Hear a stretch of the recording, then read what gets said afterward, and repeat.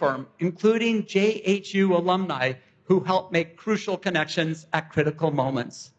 And of course, the 88 people who did not leave that bus in the sweltering heat for 68 hours as their food, water, and baby formula and gas ran terrifyingly low.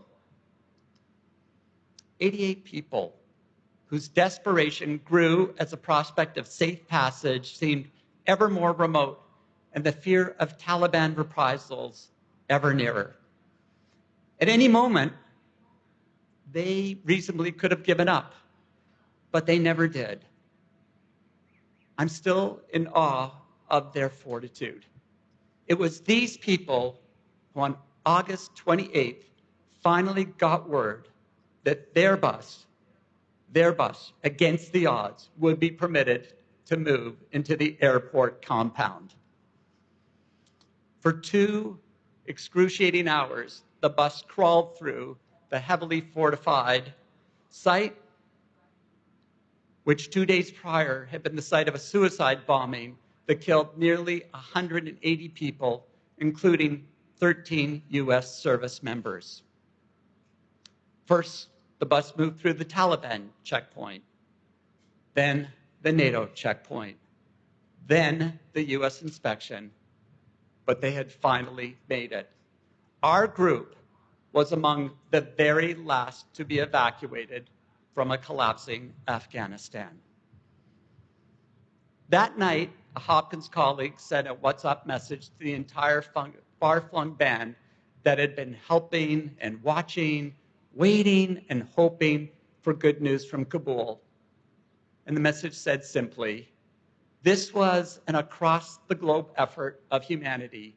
We witnessed the best of people in the worst of situations." Most of the people responsible for the safe passage of the 88 were largely unknown to one another. Yet for several days, they coalesced into a harmonious entity that was devoted to one singular goal: to save the 88 lives. And when it was over, it was over. For reasons of security, there was no group picture, no press release, no Instagram posts. Everyone returned to their jobs and lives. Although I can't tell you the names or show you the faces of the people who escaped, I assure you they are now in the U.S. and on the track to becoming permanent residents.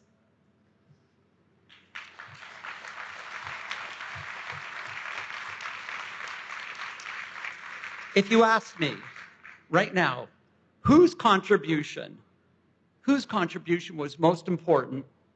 Who are the ones that really made it happen? My honest answer would be, I don't know. Truly, every text sent, every document filed, every number called, every dollar raised, every risk taken, and every reassuring word uttered was essential to the success of this endeavor. So I share this story today because it illustrates a powerful and simple point.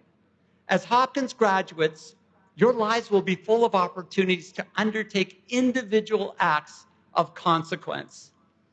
And as much as we hope, we count on you seizing those moments to the fullest, please, please don't lose sight of the opportunities also to participate in collective endeavors in which your role, no matter how seemingly small or inconsequential, could well be just as important as were the many individual contributions made in that fateful August of 2021.